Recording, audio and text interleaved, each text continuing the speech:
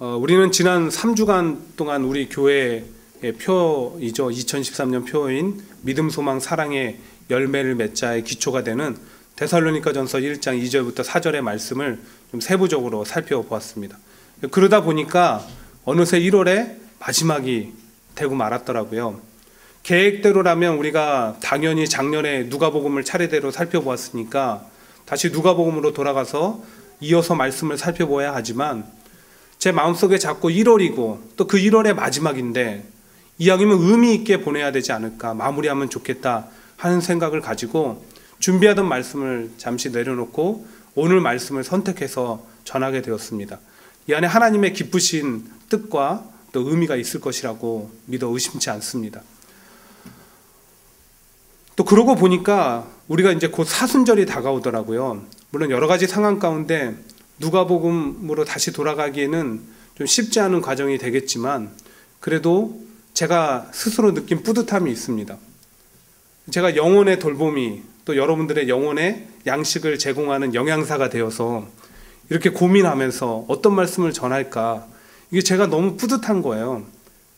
또 얼마나 고맙습니까? 아마 모르긴 몰라도 여기 뭐 목사님도 계시지만 이 뉴욕 일원에서 말씀 가지고 참 고민하고 애쓰는 목회자 중에 한 사람일 겁니다. 여러분들이 칭찬을 안 해주시니까 제가 이렇게 스스로 자화자찬을 하면서 오늘 말씀을 시작을 합니다. 몹시도 무더운 여름날이었습니다. 근데 강 하구에 물소 한 마리가 나무가 우거진 그늘 밑에서 앉아서 쉬고 있었습니다. 그때 참새 한 마리가 날아오더니 나무까지 앉는 거예요. 물소가 참새를 보면서 장난기가 발동했습니다. 야, 너는 그 작은 몸집에 물 한 방울이면 되는데 뭐하러 여기 이렇게 멀리까지 날아오냐? 참새가 욱했습니다. 야, 나는 너보다 물을 더 많이 마실 수 있어. 막 물소가 웃는 거예요. 뭐라고? 네가 나보다 물을 더 많이 마신다고? 참새가 물 마시기 시합을 하자고 제안했습니다. 물소도 자기가 진리가 없으니까 흔쾌히 승낙했죠. 먼저 물소가 마시기 시작합니다. 막 마셔도 끝이 없는 거예요. 물소가 아무리 등치가 크다 할지라도 강물을 어떻게 다 마시겠습니까? 마시다 포기했습니다. 야, 나는 더 이상 못 마시겠다. 이제 참새 차례가 되었죠. 근데 참새가 바로 물을 마시지 않고 기다리는 거예요. 물을 보면 물이 이렇게 밀려 들어올 때를 밀물이라고 그러고 나갈 때를 썰물이라고 하잖아요. 가만 기다리다가 썰물 때가 돼가지고 이 물이 밀려 내려가는 그것을 따라서 마치 물을 마시는 것처럼 이렇게 따라서 내려갔습니다. 근데 깜빡 속은지도 모르는 물소는 야, 너는 나보다 물을 참 많이 마시는구나 라면서 자기 패배를 인정하고 말았다는 그런 얘기가 있습니다. 일반적으로 사람들은 눈에 보이는 조건들을 통해서 사람들을 평가합니다. 그리고 사람의 강함과 약함도 눈에 보이는 조건들을 통해서 평가를 하죠. 그러나 물소와 참새 이야기는 우리에게 분명한 깨달음과 지혜를 줍니다. 진정한 강자가 누구입니까? 삶을 지혜롭게 사는 사람이 강자라는 것입니다. 이는 우리 삶에도 동일하게 적용할 수 있다고 생각합니다. 사실 이 땅을 이민자로 살아가는 우리는 강자라는 생각보다 약자라는 생각을 가질 때가 더 많이 있습니다. 한국에서는 이 정도까지는 아니었는데 조건도 능력도 무엇 하나 부족하지 않은 것이 없는 것처럼 느껴질 때가 참 많이 있습니다. 그리고 왜 이리 두려움이 많고 용기가 없어지는지 점점 한없이 작아지는 우리 모습을 발견할 때도 많이 있습니다. 물론 세상이 말하는 그런 조건들을 우리가 다 갖고 있지는 않습니다. 근데 꼭 그런 조건들 다 가졌다고 우리가 강자이고 없어서 약자가 아니라는 것입니다. 우리가 이 시간 꼭 마음에 새기고자 하는 것이 있습니다. 진정한 강자는 지혜로운 자라는 것입니다. 그리고 그 지혜는 하나님과 하나님의 말씀으로부터 비롯된다는 사실을 우리가 마음속에 꼭 간직했으면 좋겠습니다. 그래야 우리 모두가 하나님의 말씀과 지혜로 약자 인생으로 강자 인생으로 변화되기를, 약자 인생에서 강자 인생으로 변화되기를 주의 이름으로 축원드립니다. 오늘 본문은 약자 인생에서 강자 인생으로 변화된 한 사람을 소개하고 있습니다. 바로 사도 베드로입니다. 좀 의아하실 거예요. 베드로 하면 우리가 알고 있는 것이 무엇입니까? 아주 다혈질의 활동적이고 외향적인 성격을 가진 그런 강자처럼 보인다는 것입니다. 근데 실제로는 우리가 예수님을 따라다닐 때 모습을 보면 참 뭐라 그럴까요? 좀 왜소하고 그리고 겁도 많고 의심도 많고 그랬던 사람입니다. 그 가장 구체적인 증거가 무엇입니까? 예수님 잡히셨을 때 그 연약한 소녀 앞에서 예수님을 모른다고 부인했던 사람이 바로 베드로였습니다. 그런데 그가 더 이상 약자가 아닌 강자가 된 것입니다. 어떻게 알 수 있습니까? 사도행전 3장을 보시면 사도 요한하고 베드로가 성전에 기도하는 시간을 맞춰서 예루살렘 성전에 올라가게 됩니다. 근데 거기 앞에 가니까 날 때부터 안진뱅이 된 사람이 구걸을 하고 있는 거예요. 그 사람은 여전히 똑같이 이 베드로와 요한에게 한 끼의 배부름을 해결하기 위해서, 배고픔을 해결하기 위해서 돈을 구합니다. 근데 줄 돈이 없었어요. 근데 베드로가 요한이 가진 게 있었습니다. 은과 금은 내게 없거니와 내게 있는 것으로 내게 주노니 곧 나사렛 예수 이름으로 일어나 걸으라. 선포하며 안진뱅이의 손을 잡아 일으킬 때 그는 곧 일어나 뛰며 하나님을 찬양하게 되었고, 그 일을 보고 모여든 많은 유대인들에게 자연스럽게 예수 그리스도의 복음을 전하게 되었습니다. 근데 여기까지는 참 좋았죠. 4장 1절에 보시면 당시 유대 사회 지도자급에 속한 이들이 갑자기 나타나서 이 사도들의 말씀 전함과 내용의 문제를 삼고 그것이 마치 현 종교 체제에 도전하는 행위로 여겨서 현행범으로 잡아 감옥에 가두고 재판을 하게 되는 것입니다. 오늘 본문의 내용이 그 재판 과정의 일부를 보여주고 있습니다. 사실 지금과 같은 상황은 베드로에게 무척이나 두렵고 고통스러운 것이었습니다. 왜냐하면 앞에서 말씀드린 것처럼 베드로가 약자 인생을 살아갈 때 추억이 그대로 담겨 있는 상황이거든요. 지금 베드로가 재판을 받고 있는 것은 당시 유대 사회의 최고 법원이자 재판권을 가진 산헤드린 공회입니다. 예수님 십자가에 못 박히시기 전에 어디서 재판을 받으셨습니까? 산헤드린 공회에서 받은 거예요. 게다가 요한복음 18장 12절부터 14절을 보시면 예수님을 처음으로 신문한 대제사장의 이름이 나오는데 가야바의 장인 안나스입니다. 본문 6절에 보시면 그 동일한 인물들이 베드로와 요한을 신문하고 있습니다. 그렇습니다. 베드로는 지금 자신이 가장 믿고 따랐던 예수님을 십자가에 내몰았고 자신은 예수님을 3번이나 모른다고 저주하며 부인했던 인생 최고의 실패 현장에 다시 서 있는 겁니다. 여러분, 트라우마라고 하잖아요. 여러분, 실패의 자리에 다시 서보신 적 있습니까? 여러분, 공포의 자리에 다시 서보신 적 있습니까? 패배의 자리에 놓여보신 적이 있습니까? 그러한 기억이 날마다 우리를 괴롭히고 있지는 않습니까? 그때 마음이 어떻습니까? 게다가 7절을 보시면 산헤드린 공회의 지도자들은 베드로와 요한에게 너희가 무슨 권세와 네 이름으로 이 일을 행하였냐라고 묻습니다. 왜 이렇게 물을까요? 그들이 기억하는 베드로는 약자거든요. 도망치고 부인하던 최고의 약자로 기억하며 맨 공격하고 있는 모습입니다. 그러나 그들의 신문과 공격에 대한 베드로의 반응은 우리에게 커다란 희망과 도전이 됩니다.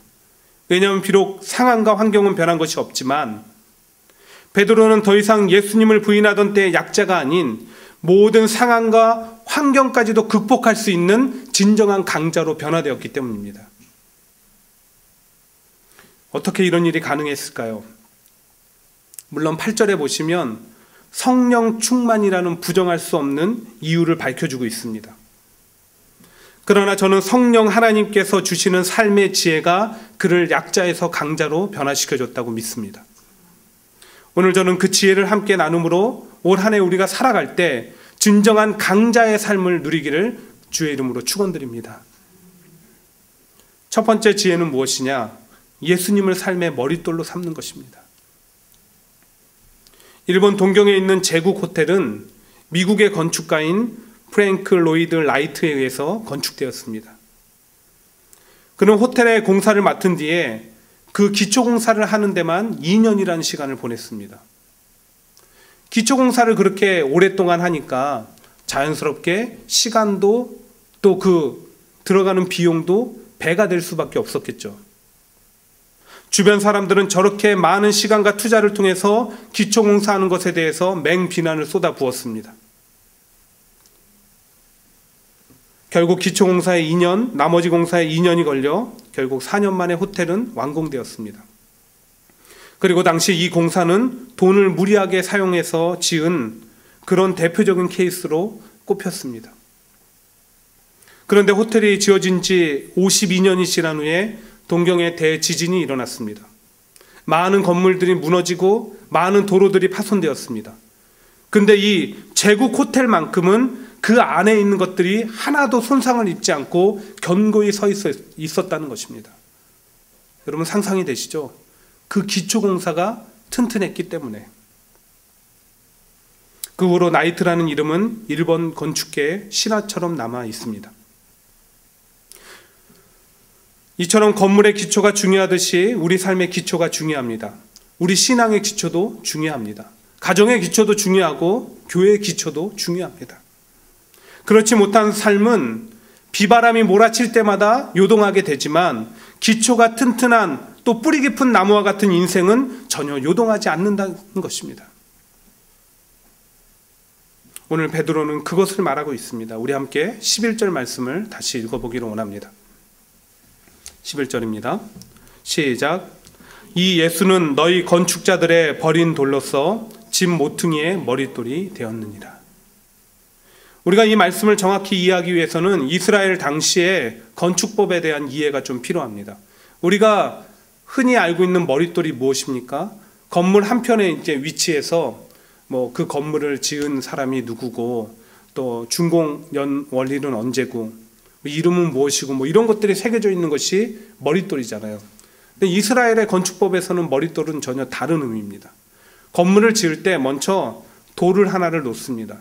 그리고 그 돌을 기준으로 해서 이제 돌을 우로, 좌로, 위로 또 균형 있게 쌓아가는 거예요. 그 처음에 놓는 돌, 그것이 바로 머릿돌이라는 겁니다. 즉 모퉁이의 머릿돌이란 모든 건물의 기초이고 시작이자 또한 중심이고 연결점이 되는 것입니다.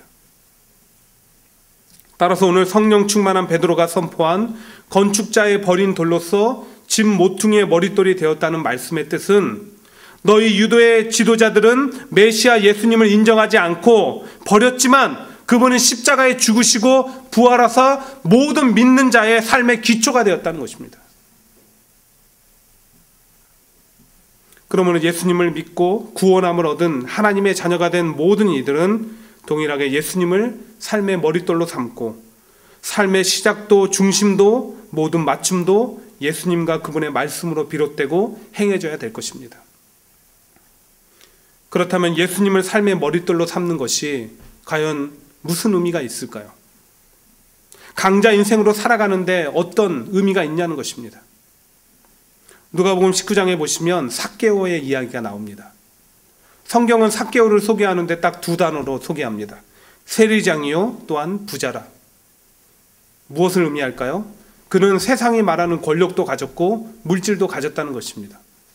모든 것을 다 가진 자가 삭개오였습니다. 정말 그랬을까요? 훗날 예수님을 만났을 때를 보면은 비록 사람들이 겉으로는 삭개오 앞에 굽시거렸을지 모르지만 사람들의 반응을 보면 그는 한없이 외로운 약자였습니다. 아무도 그와 함께하려고 하지 않았거든요. 하지만 그는 예수님과의 만남을 갖고 난 후에 큰 결단을 합니다. 자신의 재산을 절반을 가난한 자들에게 주고 남의 것을 부정하게 취한 것이 있으면 4배를 갚겠다는 것입니다. 그에게 일어난 변화가 무엇입니까? 삭개오는 예수님을 삶의 머릿돌로 삼았습니다. 즉 그의 삶의 기초를 예수님 앞에 두니까 그리고 행하니까 지혜가 생기고 그 지혜를 따라 자신보다 연약한 자들을 돌볼 수 있는 진정한 강자가 되었다는 것입니다. 예수님께서도 그의 강자됨을 이렇게 선포하셨습니다. 예수께서 이르시되 오늘 구원이 이 집에 이르렀으니 이 사람도 아브라함의 자손이미로다. 다윗은 겉으로 보이는 화려함보다 더 큰 인생의 환난과 고난이 참 많았던 사람입니다. 그런 그에게 가장 힘든 시기 중 하나가 있다고 한다면 사울이 자기를 죽이겠다고 쫓아다니던 그 시절이 아닐까 생각을 해봅니다. 그러나 다윗은 그런 인생의 큰 풍랑 가운데 오히려 시편 18편 1, 2절에서 이런 고백을 합니다. 나의 힘이 되신 여호와여, 내가 주를 사랑하나이다. 여호와는 나의 반석이시오, 나의 요새시오, 나를 건지시는 자시오, 나의 하나님이시오, 나의 피할 바위시오, 나의 방패시오, 나의 구원의 뿌리시오, 나의 산성이시로다. 이는 자신의 삶의 기초가 하나님께 있기 때문에 그분께서 든든한 반석이요, 요새시요, 피할 바위시요, 방패시요, 구원의 뿌리 되심으로 흔들리지 않겠다는 자기 고백인 것입니다. 사랑하는 여러분, 우리 삶의 기초는 무엇입니까? 우리 삶의 뿌리는 어디에 내려져 있습니까? 만약 우리의 삶의 인생의 바람에 따라 흔들리고 있다고 한다면 가장 먼저 여러분의 삶의 기초를 한번 점검해 보십시오. 그리고 오늘 이 시간 이후로 예수님을 삶의 머릿돌로 삼기를 원합니다. 그 이후 그 머릿돌부터 시작하여 좌로, 우로, 위로 삶과 가정을 세워나가 되기를 소망합니다. 그래 오늘 베드로와 같이 세상을 향해 창조주이시며 하나님의 아들이신 능력과 지혜와 영광이 무한하신 예수 그리스도가 우리 삶 모퉁이의 머릿돌이 되어야 함을 담대히 증거할 수 있는 진정한 강자가 되시기를 주의 이름으로 간절히 축원드립니다. 오늘 베드로를 강자로 거듭나게 한 성령의 두 번째 지혜는 오직 예수로만 살아가는 것입니다. 오늘 본문 12절 말씀을 한번 다시 읽도록 하겠습니다. 12절입니다. 시작. 다른 이로서는 구원을 받을 수 없나니 천하 사람 중에 구원을 받을 만한 다른 이름을 우리에게 주신 일이 없음이라 하였더라. 이 말씀은 우리가 자주 듣고 또 잘 아는 말씀입니다. 그런데 말씀을 준비하면서 이 말씀을 대할 때마다 마음에 찔림이 있는 거예요. 왜냐하면 이렇게 이 말씀대로 이 말씀을 붙들고 살아가지 못하는 저와 현대 교회와 성도들의 모습들이 보였기 때문입니다. 오늘날 교회의 가장 큰 문제 중에 하나가 무엇일까요? 아마도 예수가 아닌 다른 것으로 구원을 얻으려고 하는 것일 겁니다. 하나님을 믿는 사람이든 아니든 모두가 동일하게 세상의 명예와 물질과 권력과 좋은 학벌과 직업이 우리 삶을 구원해 줄 것처럼 생각을 합니다. 물론 하나님을 믿기 때문에 명예, 물질, 권력, 학벌, 직업 버리라는 말은 아닙니다. 그런 것 다 우리가 풍성히 얻어서 하나님을 위해서 선하게 사용할 수 있으면 좋습니다. 배우고 얻어서 남에게 줄 수 있는 사람이 되면 참 좋습니다. 그러나 문제는 우리가 그러한 것들을 하나님을 예배하고 믿고 따르고 섬기는 일보다 더 중요하게 생각하고 우선시하기 때문에 문제라는 것입니다. 여러분 구원 받았습니까? 다시 한번 묻습니다. 여러분 구원 받으셨습니까? 그렇다면 우리는 오늘 베드로의 고백과 선포를 다시 한번 주의 깊게 살펴봐야 됩니다. 좀 주목해 보아야 합니다. 본문 7절에서 대제사장을 비롯한 유대 권력층들은 베드로와 요한이 안진뱅이를 일으킨 것을 두고 무슨 권세와 누구의 이름으로 그 일을 행하였냐라고 묻습니다. 하지만 9절을 보시면 베드로는 누구의 권세와 권한을 밝히는 대신 그것을 구원의 문제로 보았습니다. 왜냐하면 여기서 구원을 기록한 헬라어 헤소테리아는 단순히 안진뱅이를 일으킨 육적인 구원뿐만 아니라 죄와 그 세력 그리고 죄의 형별인 죽음으로부터 영원한 생명으로 옮긴 전인격적인 구원을 의미하는 단어이기 때문입니다.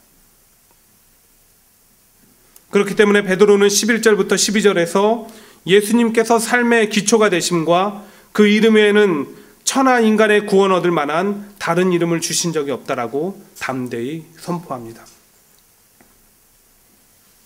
그러므로 우리가 예수 그리스도의 죽으심과 부활하심을 믿어 믿음으로 구원받아 주의 자녀가 되었다는 진정한 확신과 고백이 있다면 우리 삶에는 선택이 있는 것이 아닙니다. Only Jesus. 오직 예수님만으로 우리는 살아가야 되는 것입니다. 사랑하는 여러분, 오직 예수로 살아가기를 소망합니다. 우리 안에 오직 예수로 살아가겠다는 고백이 삶의 행함만이 진정한 삶의 축복이며 강자의 모습인 줄 믿습니다. 바울에게 있어서 일평생 소원이 있었다고 한다면 로마에 가서 복음을 전하는 것입니다. 근데 이 꿈이 이루어졌어요. 독특한 방법으로 이루어졌습니다. 그냥 평범하게 걸어서 로마의 시민권을 가졌기 때문에 당당히 걸어서 로마에 들어간 것이 아닙니다. 복음을 전하다가 붙잡혀서 죄수의 몸으로 로마를 가게 됩니다. 그 소식을 전해드는 빌립보 교인들은 헌금과 이문품을 걷어서 에바브로디도를 통해서 전하게 됩니다. 당시 이 빌립보 로마의 감옥이 무엇이었냐면 그냥 가둬만 두는 거예요. 그러니까 죄수의 친지나 아는 가족들이 그 먹을 것과 필요한 것들을 넣어 주어야 합니다. 그 형편을 알고 빌립보 교회가 선을 베푼 거예요. 바울이 그것을 받았으니까 얼마나 감격스럽겠습니까? 자기를 잊지 않고 자기에게 자기 형편을 알고 도와주었으니까 얼마나 감사했겠습니까? 하지만 바울은 그 감사와 감격을 이 말씀으로 대신했습니다.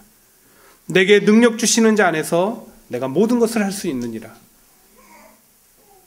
이 말씀은 전후 문맥을 살펴보았을 때 우리가 흔히 알고 있는 것처럼 일반적으로 성도들을 슈퍼맨으로 만들어주는 말씀이 아닙니다. 모든 삶의 형편 가운데 자족함을 고백하는 것이었습니다. 즉 바울의 고백은 그가 복음을 전하는 일과 그 가운데 겪은 수많은 고난을 통해 오직 예수로 사는 것의 축복을 말하고 있는 것입니다. 예수로 살아가면 내가 궁핍해도 감사하고 풍족해도 감사한다는 것입니다. 그리고 이러한 바울의 고백은 결코 새로운 것이 아니었습니다. 이미 그는 빌립보서 3장 8절에서 예수님을 얻기 위해 자신의 모든 것, 모든 화려한 배경과 모든 가진 것들을 배설물처럼 여긴다고 고백했습니다. 예수로만 살아가겠다는 그 의지거든요. 이런 모습은 우리 주변을 통해서도 살펴볼 수 있습니다. 2년 전에 오늘의 교회 하용조 목사님께서 소천하셨죠. 소천하시기 전에 마지막으로 자기의 트위터에 남긴 글이 제 가슴 속에 남아있고 늘 울립니다. 뭐라고 말씀하셨냐면 바쁘다는 것과 피곤하다는 것은 다릅니다. 아무리 바빠도 좋아하는 것을 할 때는 신이 나죠. 그러나 의무적으로 하거나 하기 싫은 일을 할 때 바쁘지 않더라도 피곤할 뿐입니다. 하나님의 일은 바쁘지만 즐겁고 재미있고 흥분됩니다. 하나님을 위해 바쁘게 사십시오. 이게 마지막 남긴 목사님의 말씀이었습니다. 무엇을 말씀하시는 것입니까? 다른 무엇보다 오직 하나님으로, 오직 예수님으로 살아갈 때 세상에 비할 수 없는 그 행복과 기쁨이 있다는 겁니다. 그러나 오늘날 많은 성도들이 안타깝게도 모든 것을 다 잃고 나서야 그제서야 이제 예수로만 살아가겠다고 고백합니다. 사랑하는 성도 여러분, 행복은 소유에 비례하지 않는다는 것은 이제 진리가 되었습니다. 그런데 언제까지 삶의 행복과 만족을 위해 세상을 쫓아가시겠습니까? 그로 인해 얼마나 많은 실패를 경험하셨습니까? 오늘 본문에 베드로도 본래는 자기 의가 무척이나 강했던 사람이었습니다. 그러나 그것은 잦은 실수를 만들어내었고 사랑하는 예수님도 지켜내지 못한 약자였습니다. 그랬던 그가 모든 것을 버리고 오직 예수로 살아가겠다는 고백 가운데 살아갈 때 진정한 삶의 만족과 기쁨 그리고 강자의 모습으로 변화되어 살아가게 되었다는 것입니다. 사랑하는 여러분, 우리를 구원할 다른 이름을 주신 적은 없습니다. 오직 예수로 살아감으로 전인격적인 구원의 기쁨을 맛보는 우리 초원의 성도들이 되기를 주의 이름으로 축원드립니다. 말씀을 맺으려고 합니다. 오늘 저는 여러분들과 함께 본문을 통해 베드로가 약자 인생에서 성령님으로 말미암는 그 지혜로 진정한 강자로 거듭나게 된 그 모습을 살펴보았습니다. 먼저는 예수님을 삶의 기초로 두는 삶의 머릿돌로 삼는 일입니다. 그 다음으로는 오직 예수로만 살아가는 것입니다. 어떤 선택이 있는 것이 아닙니다. 이 모든 것은 결국 하나의 진리로 모아지게 됩니다. 예수 그리스도만이 우리 삶의 참된 만족을 주실 수 있다는 겁니다. 사랑하는 초원의 성도 여러분, 올 한 해를 살아가실 때 세상은 끊임없이 베드로와 요한에게 질문했듯이 너희는 무슨 힘으로 살아가니? 라고 물을 겁니다. 우리를 약자로 보기 때문입니다. 그때마다 우리는 이렇게 대답했으면 좋겠습니다. 오직 내 안에 계신 한 분, 예수 그리스도와 그분의 이름과 능력과 그리고 그 사랑의 감격으로 살아가는 진정한 강자라고 말입니다. 이와 같은 삶의 변화, 즉 진정한 강자의 축복이 교회와 삶과 자녀들과 가정 가운데 풍성히 맺어지는 그런 한 해가 되기를 주의 이름으로 축원드립니다.